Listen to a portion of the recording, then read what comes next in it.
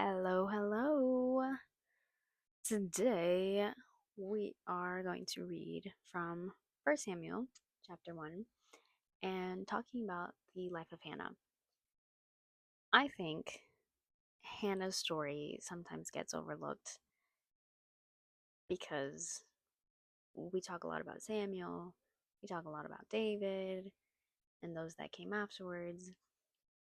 But I believe that Hannah's story and her faith was just such a pivotal point to the beginning of everything that came after that.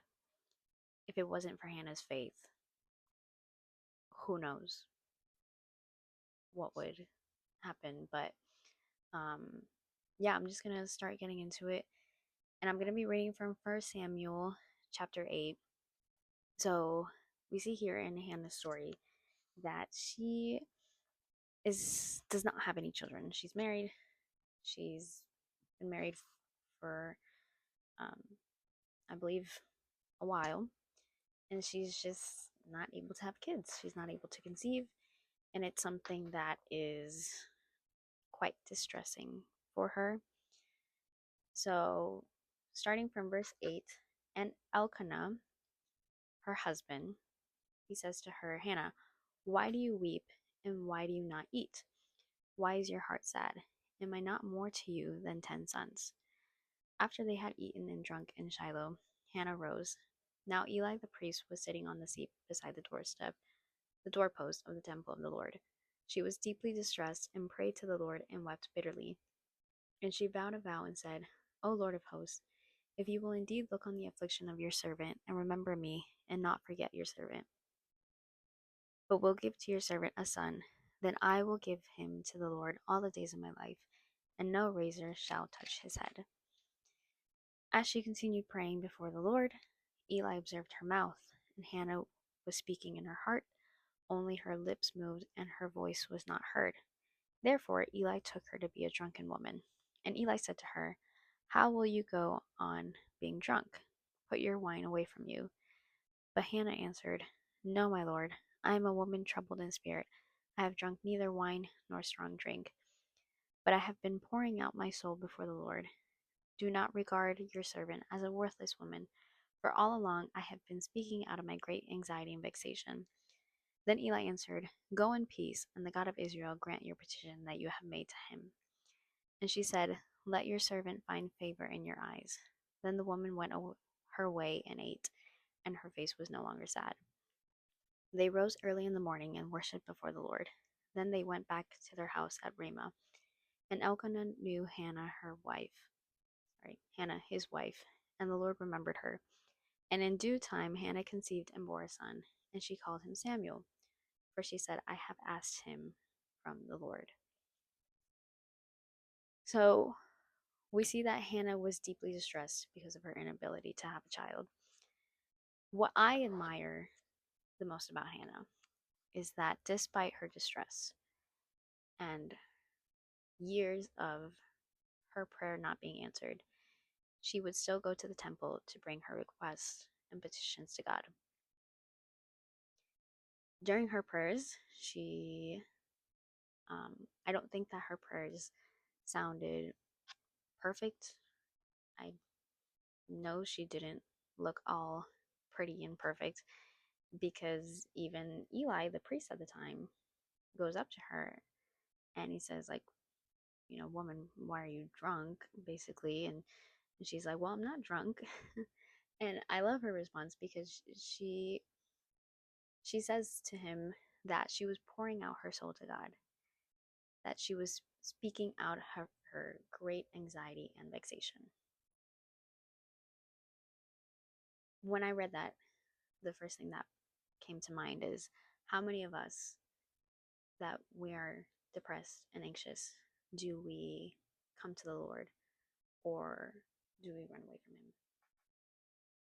I know for me personally, I have done that so many times, to where I have allowed my depression and anxiety to distance me from the Lord rather than in my pain, like Hannah in her pain, bringing that to the Lord.